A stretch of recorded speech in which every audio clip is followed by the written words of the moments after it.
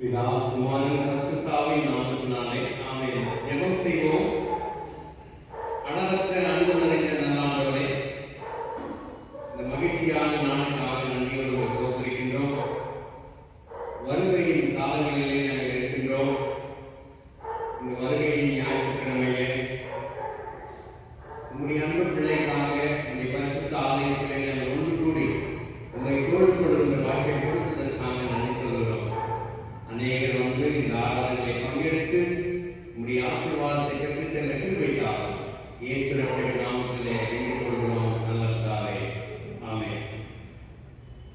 கடவுளின் நாம மகிமைக்காக நமது ஆராதனைக்கு ஆரம்பமாக பாமாலையிலே 46வது பாடல்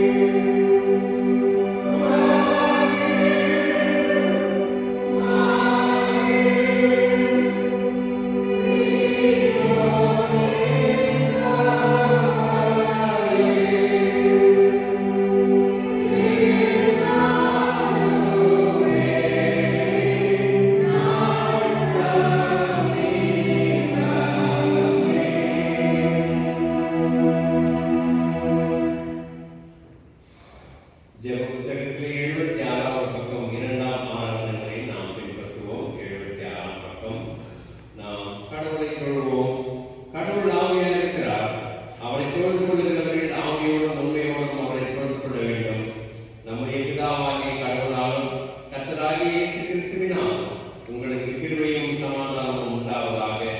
இது கர்த்தர் உண்டு பண்ணின நாள், இதிலே களி கூர்ந்து மகிழ கடவோம். கர்த்தர் சமீபமாயிருக்கிறார். நீங்கள் ஒன்றுக்கும் கவலைப்படாமல் எல்லாவற்றையும் குறித்து உங்கள் விண்ணப்பங்களை தோத்திரத்தோடு கூடிய ஜெபத்தினாலும் வேண்டுதலினாலும் கடவுளுக்கு தெரியப்படுத்துங்கள். எஜமான் வரும்போது விழித்திருக்கிறவர்களாக காணப்படுகிற ஊழியக்காரரே பாக்கியவான்கள்.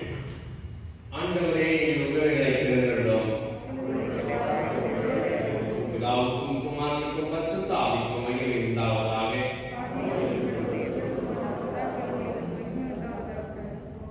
திரியேக கடவுளை போற்றுவோம். சேனைகளின் கடவுளாகிய கர்த்தரே, நீர் பரிசுத்தர், பரிசுத்தர், பரிசுத்தர். வானமும் பூமியும் ஒரு மகிமையால் நிறைந்திருக்கின்றன. உன்னதத்திலே ஓசன்னா.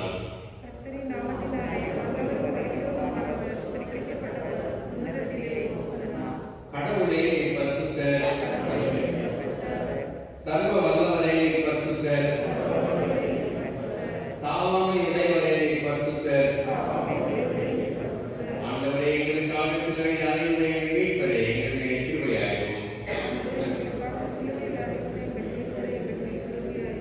பரிசுத்த ஆவியாகிய ஆண்டவரே, எங்களுடைய கிருபையாயிரும். ஆண்டவரே, எங்கள் ஜெபங்களையும் ஆராதனையும் ஏற்றுக்கொண்டு எங்களுடைய கிருபையாயிரும். நமக்கு பாவம் இல்லை என்போமானால் நம்மை நாமே மன்னிக்கிறவர்களாகவும் நமக்குள் உண்மை இல்லை. நமது பாவங்களை அறிக்கையிட்டால் பாவங்களை நமக்கு மன்னித்து எவ்வித அநீதியும் நீங்க நம்மை சுத்திகரிப்பதற்கு அவர் நம்பத்தக்கவரும் நீதியும் உள்ளவர். நான் எழுந்து என் தகப்பனிடத்துக்கு போய், தகப்பனே, பரத்துக்கு விரோதமாகவும் உமது பார்வையிலும் பாவம் செய்தேன். இனி உம்முடைய மகன் என்று சொல்லப்படுவதற்கு நான் பாத்திரன் அல்ல. உம்முடைய கூலிக்காரன் ஒருவனாக என்னை வைத்துக் கொள்ள வேண்டேன். கடவுள் ராஜ்யம் சமீபத்திருக்கிறது. மனம் திரும்பி சுவிசேஷத்தில் நம்பிக்கை வையுங்கள். நாம் உலக பணிக்கு மௌனமாக நம்மை நாமே சோதனை செய்வோம்.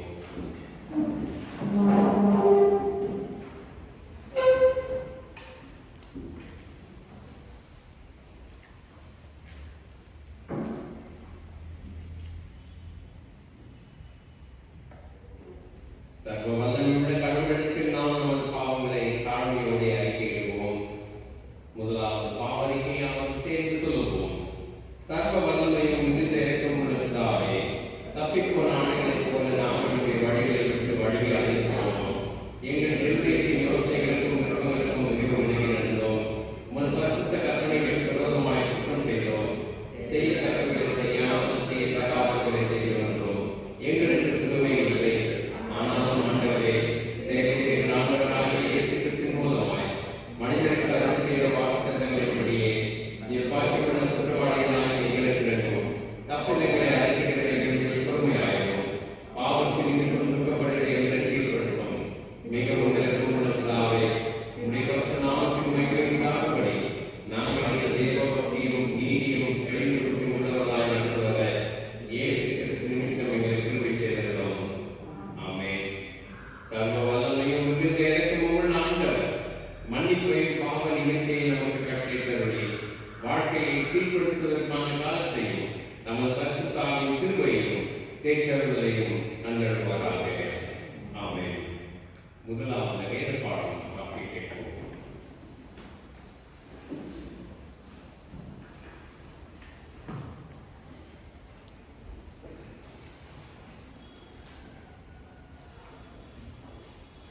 வாசிக்கும் வழியாக தெரிந்து கொள்ளப்பட்ட முதலாம் திருமறை பாடம் மல்கியா தீர்க்கதரிசியின் புஸ்தகம் 4ஆம் அதிகாரம் வசனங்கள் 1 முதல் 6 வரை. Malachi chapter 4 verses from 1 to 6. மல்கியா 4ஆம் அதிகாரம் 1ஆம் வசனம் முதல். இதோ சூளையைப் போல எரிகிற நாள் வரும். அப்பொழுது அகங்காரிகள் யாவரும் அக்கிரமம் செய்கிற யாவரும் துரும்பாய் இருப்பார்கள். வரப்போகிற அந்த நாள் அவர்களை சுட்டரிக்கும். அது அவர்களுக்கு வேரையும் குப்பையும் வைக்காமல் போகும் என்று சேனைகளின் கர்த்தர் சொல்கிறார். ஆனாலும் என் நாமத்துக்கு பயந்திருக்கிற உங்கள் மேல் நீதியின் சூரியன் உதிக்கும். அதன் செட்டைகளின் கீழ் ஆரோக்கியம் இருக்கும். நீங்கள் வெளியே புறப்பட்டு போய் கொளுத்த கன்றுகளைப் போல வளருவீர்கள். துன்மார்க்கரை மிதிப்பீர்கள். நான் இதை செய்யும் நாளிலே அவர்கள் உங்கள் உள்ளங்கால்களின் கீழ் சாம்பலாய் இருப்பார்கள் என்று சேனைகளின் கர்த்தர் சொல்கிறார். ஓரேவிலே இஸ்ரவேலர் எல்லாருக்காகவும் என் தாச தாசனாகிய மோசேக்கு நான் கற்பித்த நியாயப்பிரமாணம் ஆகிய கட்டளைகளையும் நியாயங்களையும் நினையுங்கள். இதோ கர்த்தருடைய பெரிதும் பயங்கரமான நாள் வருகிறதற்கு முன்னே நான் உங்களிடத்திற்கு எலியா தீர்க்கதரிசியை அனுப்புகிறேன். நான் வந்து பூமியை சங்காரத்தால் அடிக்காதபடிக்கு அவன் பிதாக்களுடைய இருதயத்தை பிள்ளைகளிடத்திற்கும் பிள்ளைகளுடைய இருதயத்தை அவர்கள் பிதாக்களிடத்திற்கும் திருப்புவான். வாசிக்கும்படியாக தெரிந்து கொள்ளப்பட்ட முதலாம் திருமறை பாடல் வாசித்தாயிற்று.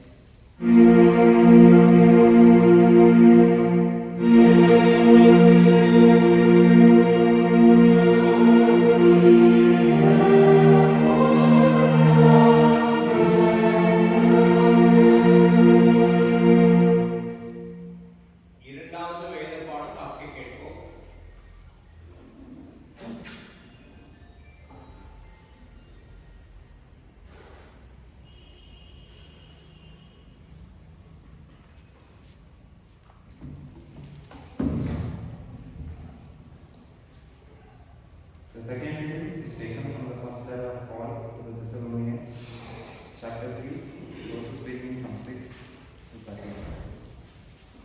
1 Thessalonians, chapter 3, verses beginning from 6 to 13.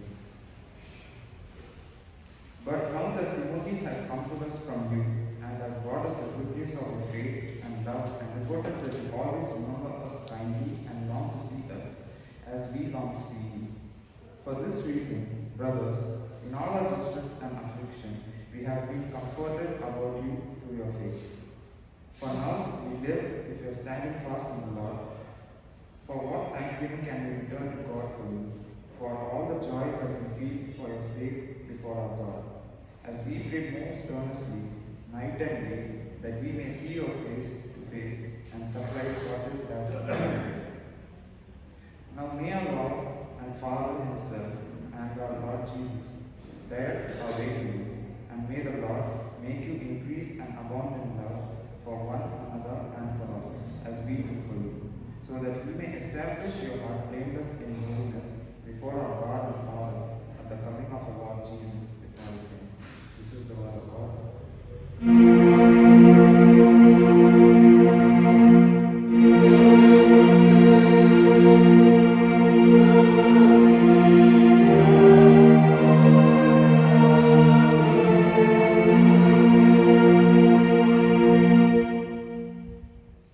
நற்செய்தி பாடம் வாசிக்க கேட்போம்.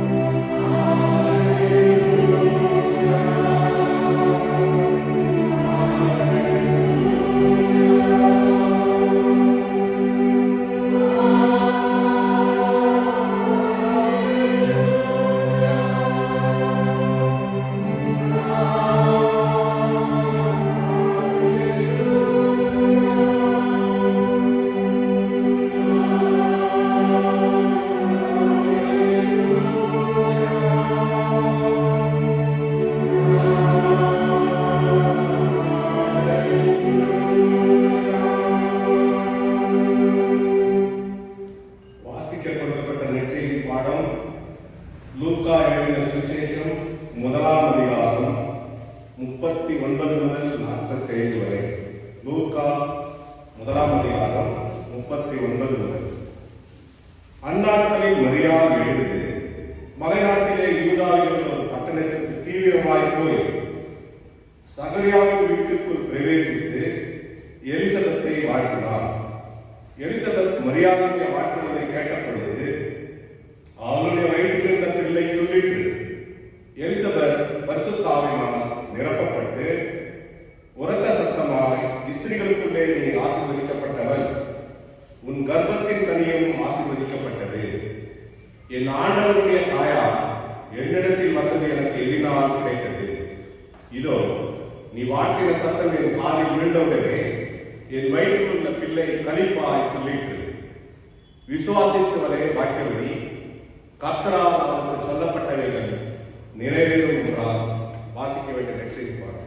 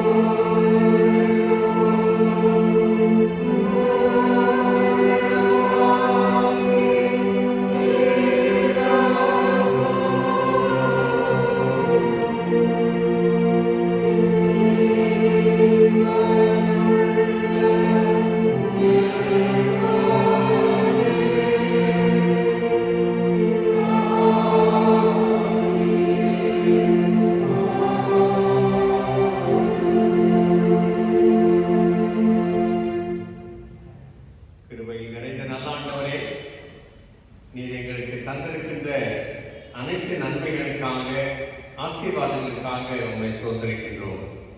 சிறப்பாக நீர் எங்களுக்கு தந்திருக்கின்ற வேத வசனங்களுக்காக நன்றி சொல்கிறோம். பரிசுத்த ஆவியானவரால் கொடுக்கப்பட்ட அந்த வசனங்களை எங்களுடைய ஞானத்தால் புரிந்து கொள்ள முடியாத நிலையில் உமது உதவியை நாடி வருகிறோம். நீர் எங்களோடு பேசும், எங்கள் மத்தியிலே அசைவாடும். வேத வசனங்களை படித்து தியானித்து கேட்கின்றவர்களாக மட்டுமின்றி அந்த வசனங்களுக்கு கீழ்ப்படிந்து வாழ கிருபை செய்து எங்களை ஆசீர்வதிக்க மன்றாடுகின்றோம். இயேசு ரட்சகர் நாமத்திலே வேண்டிக் கொள்கிறோம் நல்ல பிதாவே. ஆமென். கிறிஸ்துவுக்குள் அன்பானவர்களே, இந்த நாள் அட்வென்ட் சண்டே, வருகையின் ஞாயிறு என்று அழைக்கப்படுகிறது. இயேசுநாதருடைய இரண்டாவது வருகைக்காக நாம் காத்திருக்கின்றோம். ஆனால் அவருடைய முதல் வருகையை குறித்ததான சில காரியங்களெல்லாம் நாம் தெரிந்து கொள்ள வேண்டி இருக்கின்றதினால கிறிஸ்து பிறப்பு தினத்துக்கு முன்பாக வருகின்ற 4 ஞாயிற்றுக்கிழமைகள் அட்வென்ட் சண்டேஸ் என்று அழைக்கப்படுகின்றன. அதிலே முதலாவதாக வருகின்ற இந்த திரு ஞாயிறு நமக்கு ஆசீர்வாதமான ஒரு ஞாயிறாக அமைந்திருக்கின்றது. Meeting of Mary with Elizabeth.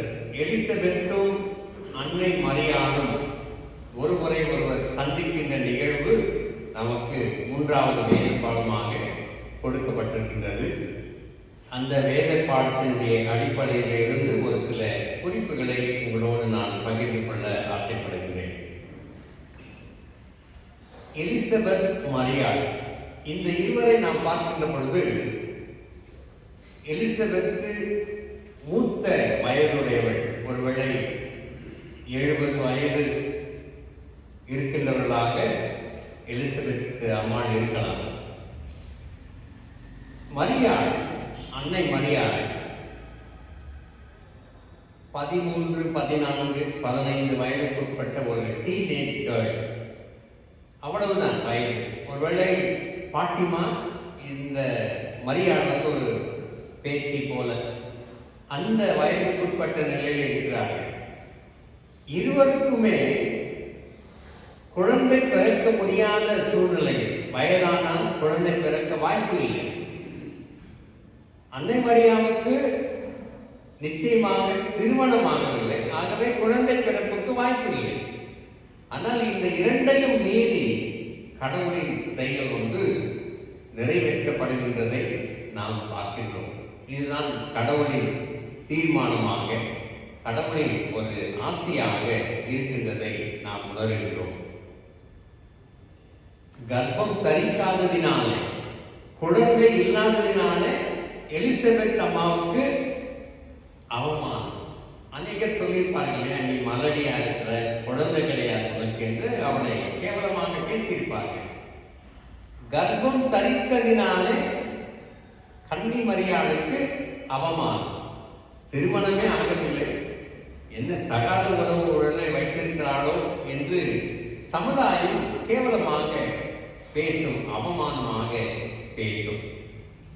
அதை இந்த இரண்டையும் நாம் நினைத்து பார்க்கின்றது உண்மையிலே சில கருத்தாழங்களை புரிந்து கொள்வதற்கு நமக்கு உதவியாக இருக்கும். எலிசபெத் ஆசாரிய வம்சம்.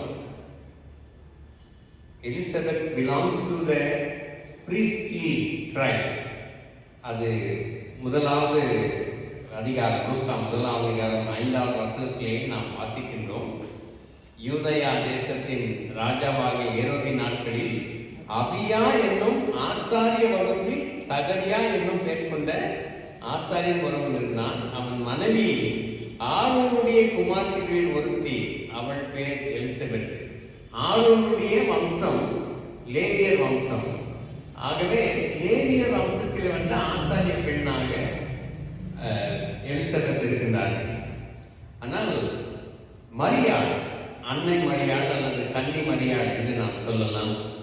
அவர்கள் தாவீதின் வம்சத்திலே பிறக்கின்றார்கள், தாவீதின் வம்சத்திலே இருக்கின்றார்கள்.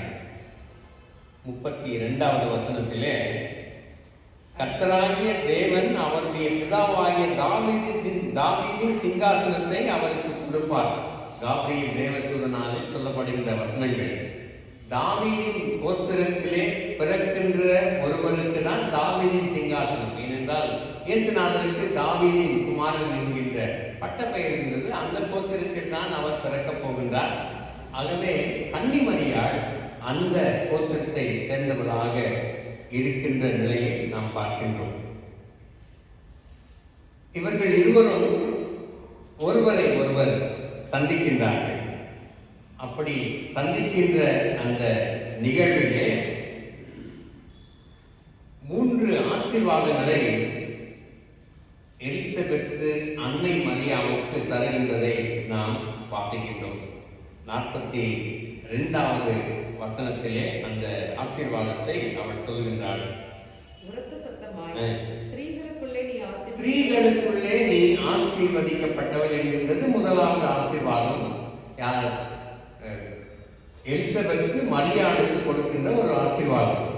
Blessed are you among women.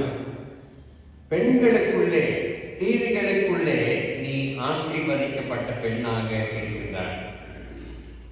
பழைய ஏற்பாட்டு தீர்க்கதரிசி தேபோராள் கூட இப்படிப்பட்ட ஒரு ஆசீர்வாதத்தை யாஜேலுக்கு கொடுக்கிறதை நாம் வாசிக்கின்றோம். நியாயாதிபதிகள் 5ஆம் அதிகாரம் 24வது வசனத்திலே அந்த ஆசீர்வாதத்தை தேபோராள் சொல்லுகிறதை நாம் பார்க்கின்றோம். நியாயாதிபதிகள் ஜட்ஜஸ் 5:24 5:24.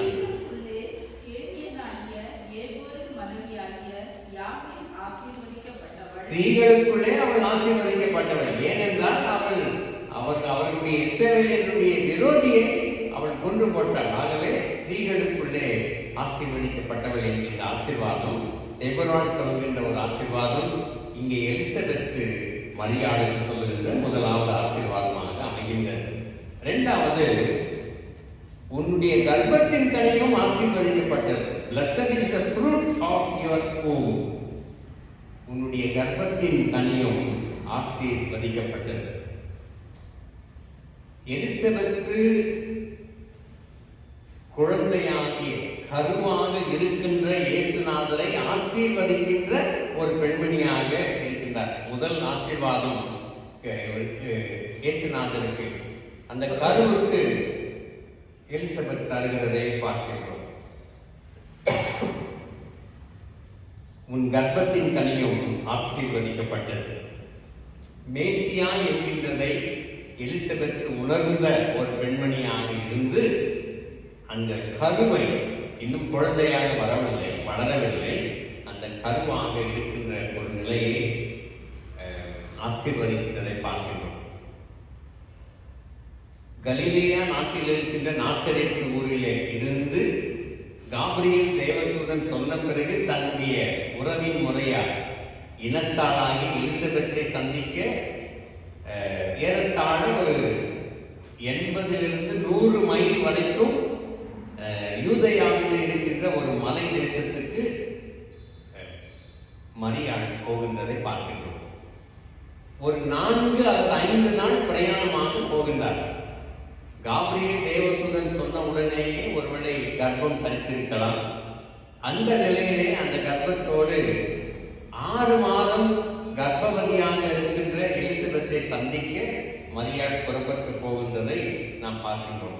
அப்படி இருக்கின்ற அந்த சந்திப்பிலே, இந்த 2 பெண்மணிகள் சந்திக்கின்ற அந்த சந்திப்பிலே இந்த ஆசீர்வாதங்களை எலிசபெத்து அன்னை மரியாளுக்கு கொடுக்கின்றதை நாம் பார்க்கின்றோம்.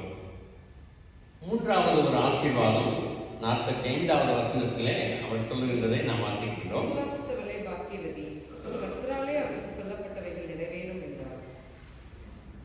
இது அதாவது ஆங்கிலத்தில் சொல்ல வேண்டும்னால், blessed is she who believed that there would be a fulfillment of what was spoken to her by the Lord. ஆண்டவர் உமக்கு சொன்னவை நிறைவேறும் என்று நம்பின நீர் பேறு பெற்றவர். நல்ல தமிழிலே இதனை இப்படி நாம் சொல்லலாம். கடவுள் உமக்கு சொல்லி இருக்கின்றதை நீர் நம்பி இருக்கின்றீர். அப்படின்னா யாரும் நம்பல?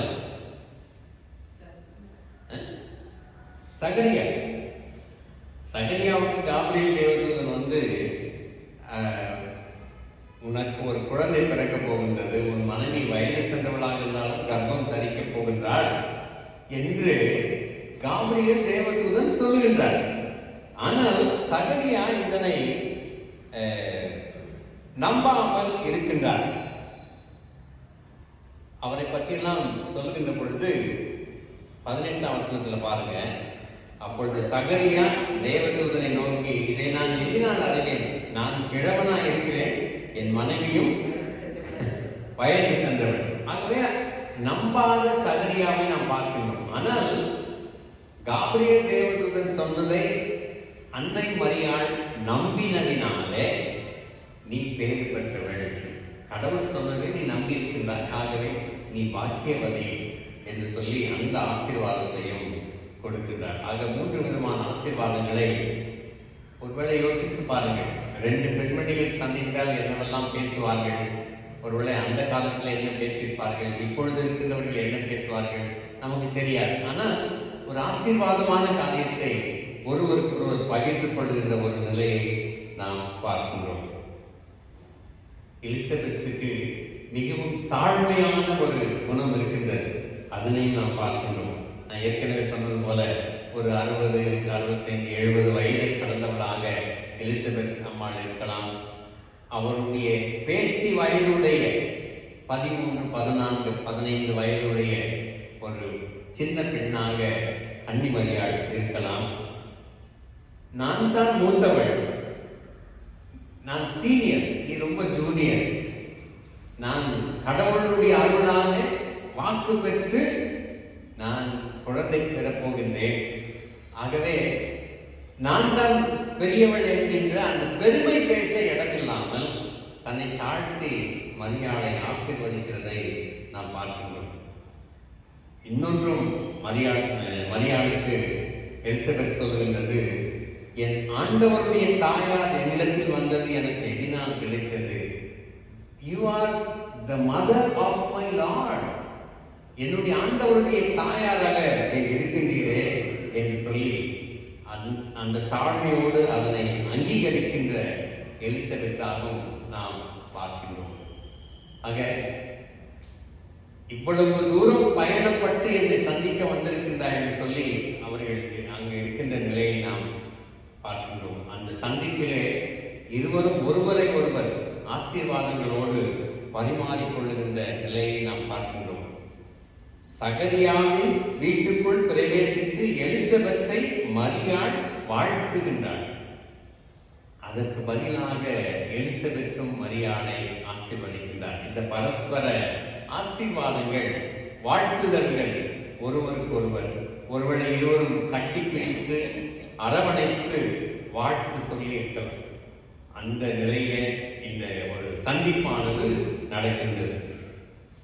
இரண்டாவது, இந்த சந்திப்பிலே பழைய உடன்படிக்கையும் புது உடன்படிக்கையும் சந்திக்கின்றன.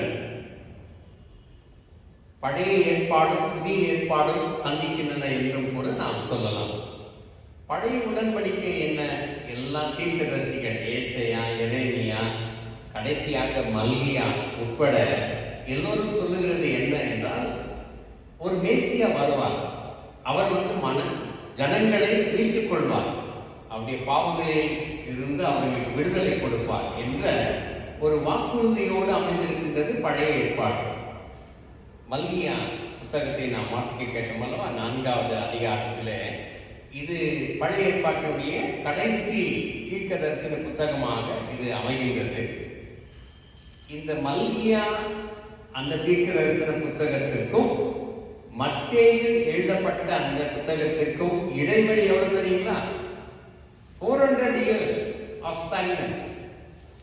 கடவுள் அமைதியாக இருக்கின்றாரு 400 வருடங்கள். சகரியா, மல்கியா, ஏசாயா, எரேமியா இவர்கள் எல்லாம் வாக்கு சொல்லியிருக்கிறார்கள் மேசியா வருவார் என்று. ஆனால் அவர்கள் எல்லாம் சொல்லி 400 ஆண்டுகள் ஒன்றுமே இல்லையே, நடைபெறவில்லையே. அதற்கு பின்புதான் மத்தேயு எழுதப்படுகின்றது. அந்த இடைப்பட்ட காலத்தை so God breaks the silence of 400 years. 400 வருட கால அமைதியை அவர் முறியடிக்கின்றவராக அதில் இடைப்பட்டு மேசியாவை தருகின்றவராக இருக்கின்றார். ஆக இந்த பழைய ஏற்பாட்டில், அதாவது கடைசியாக எழுதப்பட்ட இந்த மல்கியா தீர்க்க தரிசனத்திலே நாம் 4ஆம் அதிகாரத்தை வாசிக்க கேட்கும் அல்லவா? 3ஆம் அதிகாரம் முதல் வசனத்திலே பாருங்கள். என் தூதனை அனுப்புகிறேன், அவன் எனக்கு முன்பாக போய் வழியை ஆயத்தம் பண்ணுவான். அவருக்கு முன்பாக என் தூதனை அனுப்புகிறேன், அவர் மேசியாவுக்கு முன்பாக சென்று வழியை ஆயத்தம் பண்ணுவான் என்கின்ற ஒரு கருத்து சொல்லப்படுகின்றது. அதே நிலையிலே யோவானை குறித்து மத்தேயு 3ஆம் அதிகாரம் 3ஆம் வசனத்திலே அதே வசனங்கள் திரும்ப சொல்லப்படுகின்றதை நாம் வாசிக்கின்றோம். மத்தேயு 3:3 கர்த்தருக்கு வழியை ஆயத்தப்படுத்துங்கள், அவருக்கு பாதைகளை செவை பண்ணுங்கள் என்று இவன் சொல்லுகின்றான். யாரு? யோவான் ஸ்நானகன் சொல்லுகின்றான். ஆக அங்கே சொல்லப்படுகின்ற பழைய ஏற்பாடு, இங்கே சொல்லப்படுகின்ற புதிய ஏற்பாடு, பழைய உடன்படிக்கை, புதிய உடன்படிக்கை, இரண்டும் இந்த சந்திப்பிலே ஒன்றை ஒன்று சந்திக்கிறதாக நாம் பார்க்கின்றோம்.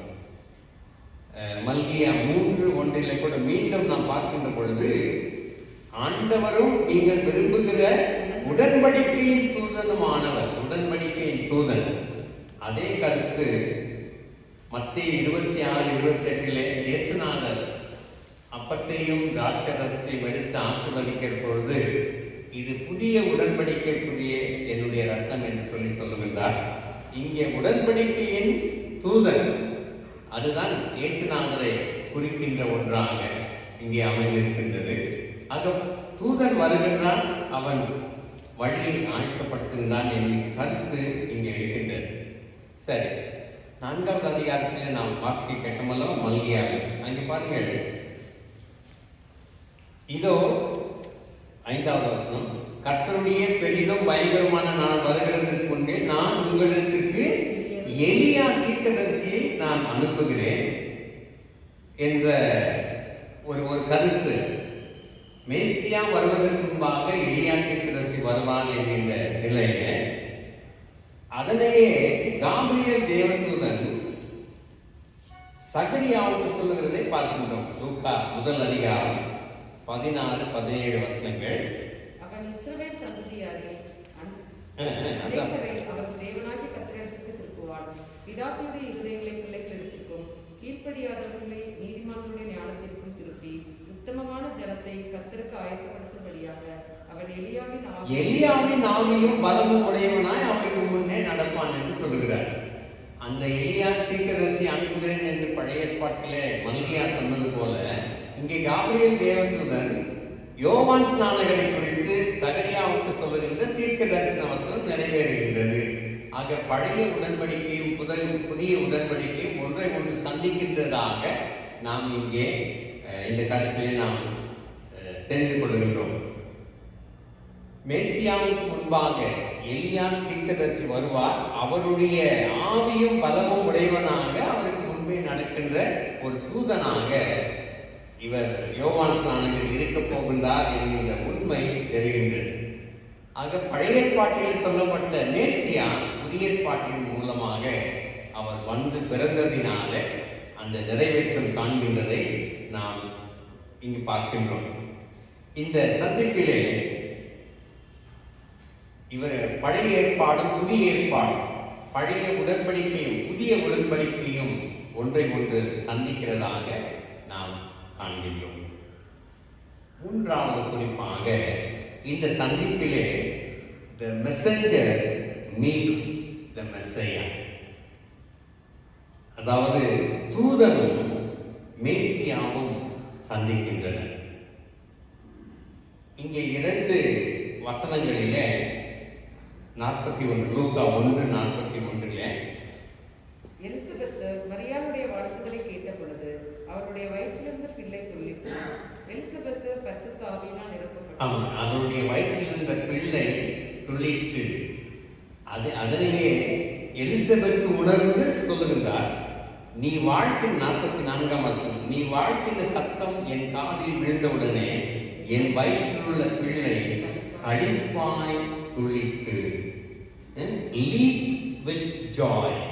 களிப்பாக அது துள்ளி குதித்ததாம். இந்த லீப்பிங், துள்ளி குதித்தல் என்கின்ற கருத்து, அந்த வார்த்தை படித்தால் அதற்கு அர்த்தம் என்னன்னா, ஆட்டுக்குட்டி அல்லது மாட்டுக்குட்டி ஏதாவது ஒரு குட்டி போடுகின்ற பொழுது சரி, மற்றும் இந்த மாட்டுக்குட்டி எல்லாம் அந்த துள்ளி குதித்து விளையாடும். நம்ம நிறைய பார்த்துருக்கோம் இல்லையா? அந்த மாதிரி சந்தோஷத்தினாலே, மகிழ்ச்சியினாலே அவர் ஒரு துள்ளி குதித்தல் போன்ற உணர்வை எலிசபெத் தன்னுடைய வயிற்றிலே அவர்கள் உணர்ந்தார்கள் என்று நாம் வாசிக்கின்றோம். இந்த துள்ளி குதிக்கின்றது, களிப்பாய் துள்ளிற்று, வாழ்த்துதலை கேட்டவுடனே என்னுடைய வயிற்றிலே இருக்கக்கூடிய பிள்ளை துள்ளிற்று. அதற்கு அது என்ன என்றால், the messenger meets the messiah. ஒரு புறம் எலிசபெத், ஒரு புறம் மரியா. எலிசபெத்தினுடைய வயிற்றிலே யோவான் ஸ்நானகர், மரியாளுடைய வயிற்றிலே இயேசுநாதர்.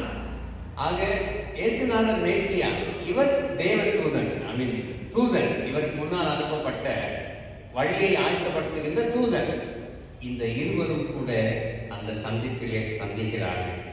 இப்படி துள்ளி குதித்தனுடைய அடையாளம் என்ன என்றால், John the Baptist recognizes the Messiah. யோவான் ஸ்நானகன் ஒருவனை 6 மாத கருவிலே இருக்கின்றவராக இருந்தாலும், ஒரு வார கருவிலே இருக்கின்ற இயேசு என்கின்ற மேசியாவை அவர் அங்கீகரிக்கின்றார், அவர் நினைக்கின்றார். He recognizes the Messiah. The messenger recognizes the Messiah. அடுத்தது, பரிசுத்த ஆவியினாலே நிரப்பப்படுகின்ற ஒன்று. அந்த பரிசுத்த ஆவியினுடைய நிரப்புதலினாலே தான் அவர் துள்ளி குதிக்கின்றார். அவருக்கு காபிரியேல் தேவதூதன் சகரியாவுக்கு சொல்லுகின்றது பாருங்கள், 15வது வசனம். அவர் கர்த்தருக்கு முன்பாக பெரியவனாயிருப்பான், குடியான், தன் தாயின் வயிற்றில் இருக்கும்போதே பரிசுத்த ஆவியினால் நிரப்பப்பட்டிருப்பான். தாயின் வயிற்றில் இருக்கும் பொழுதே பரிசுத்த ஆவியினால் நிரப்பப்பட்டிருப்பான். என்ன ஒரு பெரிய ஆசீர்வாதம் பாருங்க. அப்படி அந்த பரிசுத்த ஆவியினால் நிரப்பப்பட்டதினாலே மேசியாவை கண்டுகொள்ளுகின்றார். ஆகவே அவர் துள்ளி குதிக்கின்றார். He recognizes Jesus and he prepares the way for the Lord. அதைவிட முக்கியமான ஒரு கருத்து இந்த துள்ளி குதித்தல் என்பதற்கு வேத பண்டிதர்கள் சொல்லுகின்ற ஒரு விளக்கம் என்னவென்றால், John the Baptist proclaims the superiority of Christ. இயேசுநாதருடைய உயர்தன்மையை, அந்த உன்னத நிலையை யோவான் ஸ்நானகன் உணர்ந்து கொள்கின்றார். என்ன அது உன்னத நிலை? யோவான் 1ஆம் அதிகாரத்திலே இவர் ஊழியத்தை ஆரம்பிக்கின்றார். யோவான் ஸ்நானகன் அந்த ஊழியத்தை ஆரம்பிப்பதற்கு முன்பாக சொல்லுகின்ற ஒன்று. யோவான் 1ஆம் அதிகாரம் 26வது வசனத்திலே, யோவான் அவர்களுக்கு பிரதியுத்தரமாக, யோவான் என்றால் யோவான் ஸ்நானகன், நான் ஜலத்தினாலே ஞானஸ்நானம் கொடுக்கிறேன், நீங்கள் அறியாதிருக்கிற ஒருவர் உங்கள் நடுவிலே இருக்கிறார், அவர் எனக்கு பின் வந்தோம், என்னிலும் மேன்மையானவர், என்னிலும் உயர்ந்தவர் அவர். காலணியை, அவருடைய ஷூஸ் தொடர்றதுக்கோ அல்லது அதை காட்டுறது கூட எனக்கு தகுதி கிடையாது. அந்த அளவுக்கு உயர்த்தி பேசக்கூடிய ஒரு நிலையை அவர் சொல்லுகின்றதை நாம் பார்க்கின்றோம். 29 படிக்குமா?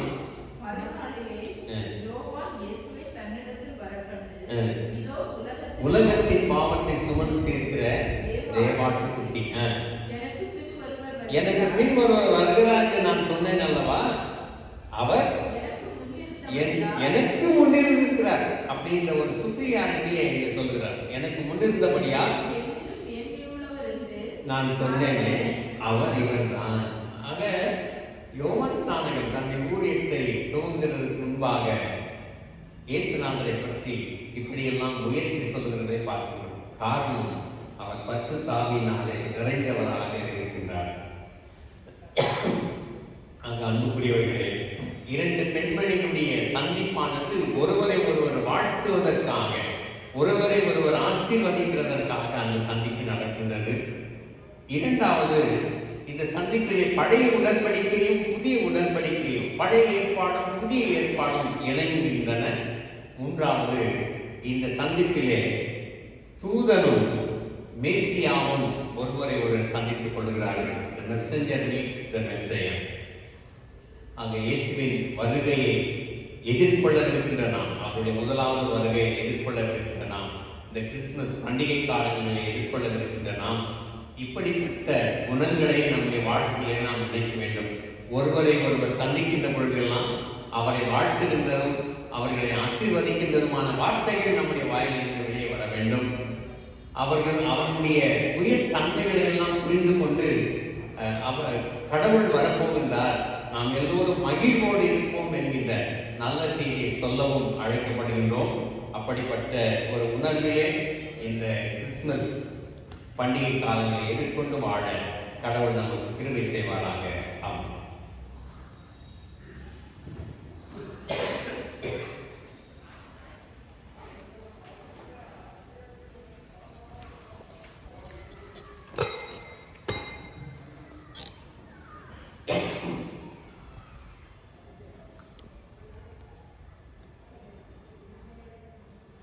நாம் யாரும் எழுந்திருந்து ஜெபத்திலே 88வது பக்கத்தில் இருக்கின்ற அப்போஸ்தலர் விசுவாச பிரமாணத்தை பகிர்வினைக்கூட சொல்வோம்.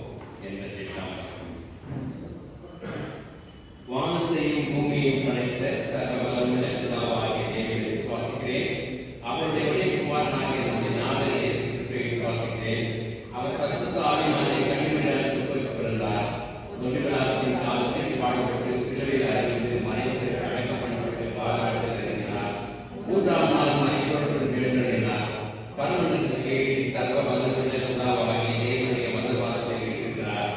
அவரிடத்திலிருந்து உயிருள்ளோரை மனிதரை நியாயம் தீர்க்க வருவார். பரிசுத்த ஆவியை விசுவாசிக்கிறேன்.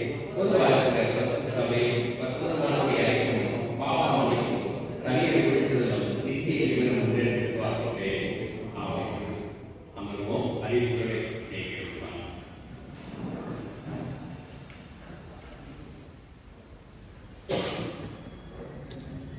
திருச்சபையின் அறிவிப்புகள். வருகின்ற ஞாயிற்றுக்கிழமை காலை 8 மணிக்கு ஞாயிறு ஆராதனை நடைபெறும். இந்த வருடம் வழக்கம் போல் நடைபெறும் கிறிஸ்துமஸ் கால நிகழ்ச்சிகள் ஏதும் நடைபெறாது என்பதை தெரிவித்துக் கொள்கிறோம்.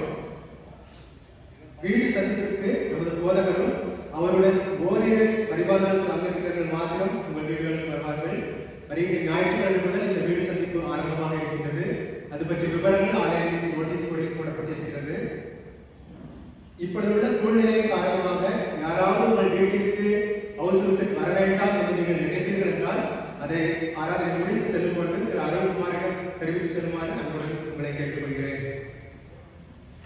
இந்த வாரத்தில் தங்கள் பிறந்த நாட்களை காண இருப்பவர்கள் மிஸ்டர் ஆர்த்தர் சால்மன் 30ஆம் தேதியும் மிஸ்டர் பிரின்ஸ் ஆசே டிசம்பர் 4ஆம் தேதியும் தங்களது பிறந்த நாட்களை காண இருக்கிறார்கள்.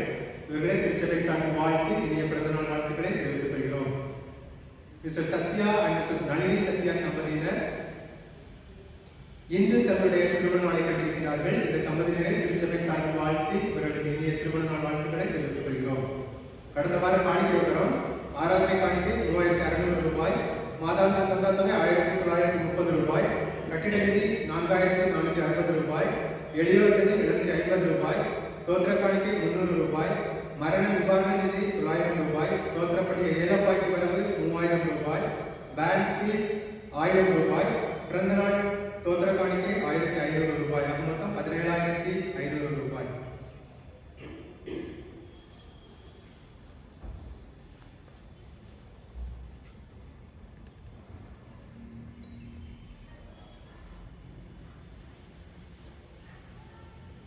திருமண அறிவிப்பு. நமது சபையை சேர்ந்த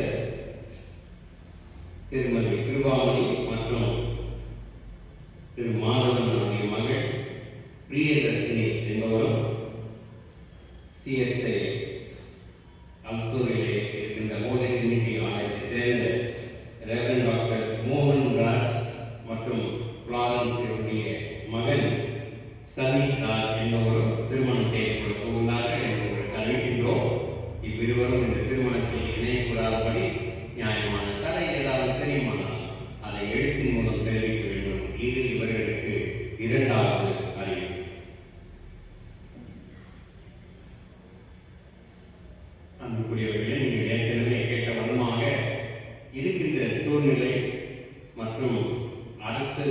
நெருக்கடி, இப்படிப்பட்ட சூழ்நிலைகளினால நாம் கிறிஸ்துமஸ் காலங்களிலே எந்த விதமான நிகழ்வுகளையும் நடத்த முடியாது என்பதை தெரிவித்துக் கொள்கின்றோம். இருந்தாலும் ஒருவேளை கேரல்ஸ், ஃபுல் ஃப்ளெட்ஜ் கேரல்ஸ் நம்மால் நிச்சயமாக செய்ய முடியாத, அரசும் அதனை தடை செய்திருக்கின்றது. ஒருவேளை நீங்கள் விருப்பப்பட்டால் நானும் என்னோட 2 அல்லது 3 பேர் உங்களுடைய இல்லங்களை வந்து சந்தித்து ஜெபம் செய்துவிட்டு வர இருக்கின்றோம். இந்த சூழ்நிலையினாலே வர வேண்டாம் என்று சொன்னால் அதனை எங்களுக்கு தெரியப்படுத்த உங்களை அன்பாக கேட்டுக்கொள்கிறோம். வெளியே அந்த லிஸ்ட் போட்டுவிட்டோங்க. விருப்பம் இருந்தால் நீங்கள் அழைக்கலாம், விருப்பம் இல்லை என்றால் வேண்டாம் என்று சொல்லலாம். சூழ்நிலை இருக்கிறது, நாங்களும் புரிந்து கொள்கிறோம், நீங்களும் தயவு செய்து புரிந்து கொள்ள உங்களை அன்பாக கேட்டுக்கொள்கிறோம். கர்த்தர் நிச்சயமாக நன்மையான காரியங்களை வரும் நாட்களிலே நமக்கு செய்வார். அந்த நம்பிக்கையோடும் விசுவாசத்தோடும் இந்த பண்டிகை காலங்களிலே நாம் எதிர்கொள்ளலாம்.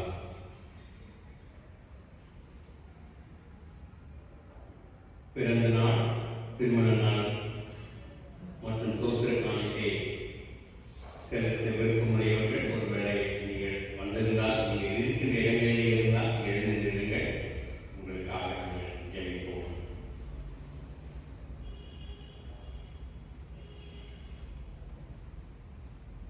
கிருபை நிறைந்த நாள் ஆண்டவரே, நீர் எங்களுக்கு தருகின்ற ஆசீர்வாதம் நினைவு கொண்டவர்களாக உங்கள் சம்பந்தத்தை நாம் நாடி வருகின்றோம். இப்பொழுதும் பிறந்த நாள், திருமண நாள் இவர்களை கண்டிருக்கின்ற, காணவிருக்கின்ற மக்களுக்காக நாம் ஜெபிக்கின்றோம். அவர்களை ஆசீர்வதித்து மென்மேலும் உம்முடைய பெருக்கமான இறக்கங்களால் முடிசூட்ட நாங்கள் கொண்டாடுகிறோம். உம்முடைய அன்பு சமூகத்தால் அவர்களை ஆசீர்வதித்து வழி நடத்தும். இயேசு ரட்சகர் நாமத்தில் வேண்டிக் கொள்கிறோம் நல்ல பிதாவே. ஆமென்.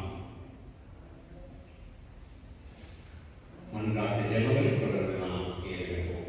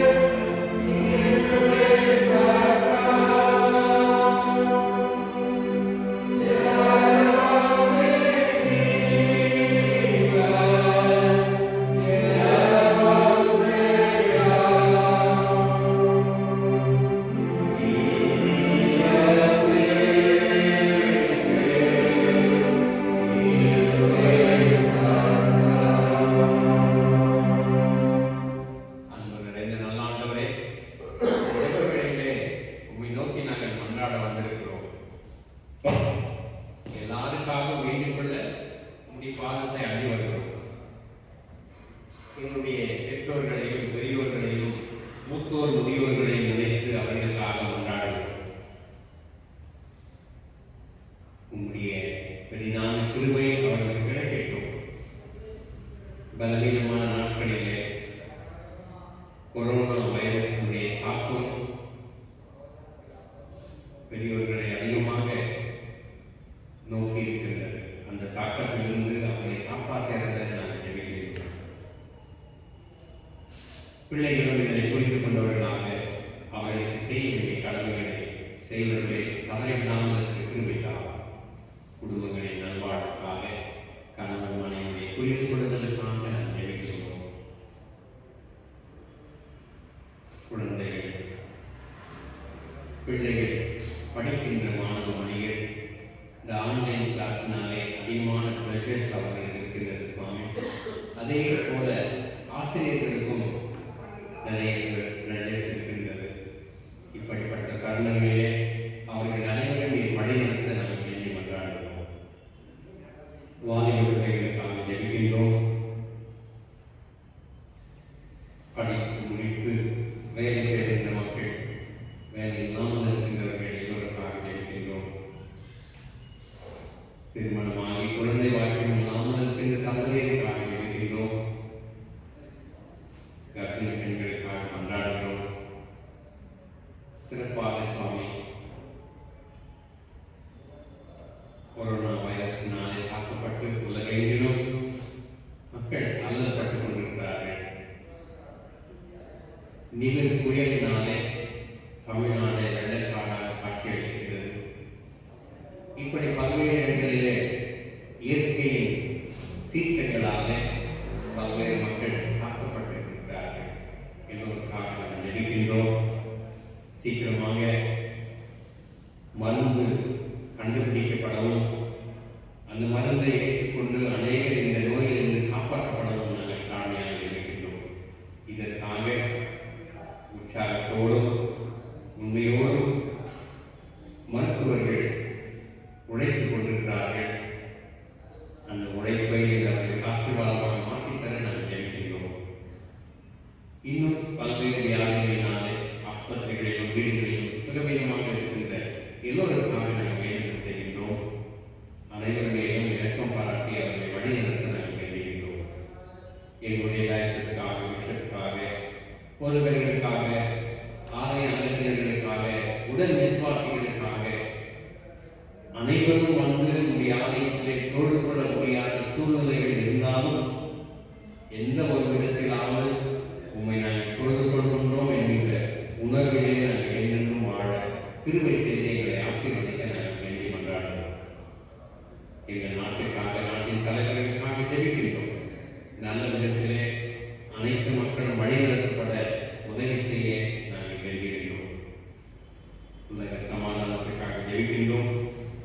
குறிப்பாக இந்த அட்வென்ட் சீசன் மற்றும் கிறிஸ்துமஸ் காலங்கள், புதிய வருஷத்தினுடைய எதிர்நோக்கு, இப்படி இவைகள் வர காத்திருக்கின்ற நாங்கள் ஆண்டவரே நல்ல விதத்திலே இவர்களை ஏற்றுக்கொண்டு ஒருவரை ஒருவர் வாழ்த்தி கர்த்தர் இருக்கின்றார், இம்மானுவேல் இருக்கின்றார், அவர் குறைவு வைக்க மாட்டார், எல்லாவற்றையும் நன்மையாக மாற்றித் தருவார் என்கின்ற நல்ல ஒரு விசுவாசத்தோடு எங்கள் வாழ்க்கை பயணத்தை தொடர திருவைத்தார்.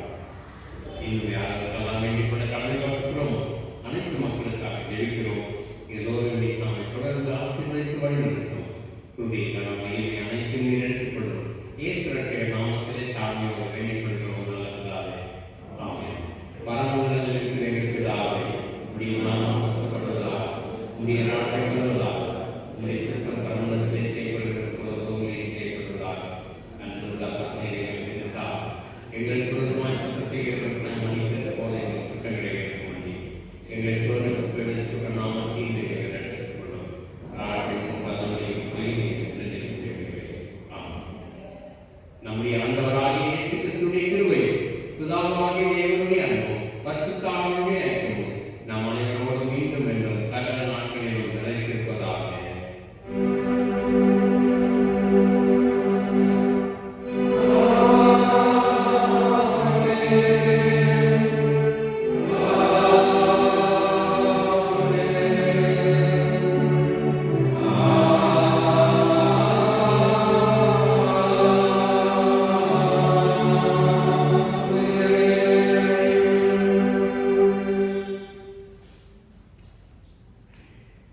முடிவாக 48வது பாமாலை கர்த்தருக்கு ஸ்தோத்திரம் மீட்போம் என்ற வாசகம் தப்பில்லாமல் நாதனார் மீட்பரை அனுப்பினார். பாமாலை 48. Amen.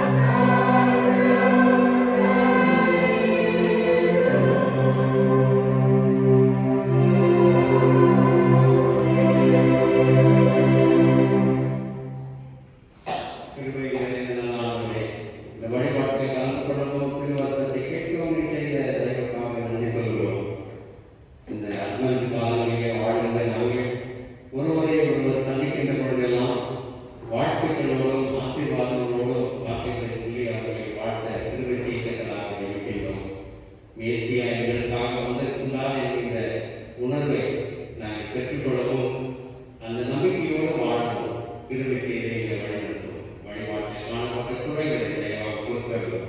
இயேசுவின் நாமத்தில் எண்ணிக் கொள்வோம் நல்ல பிதாவே. ஆமென். கர்த்தர் உங்களோடு இருப்பாராக.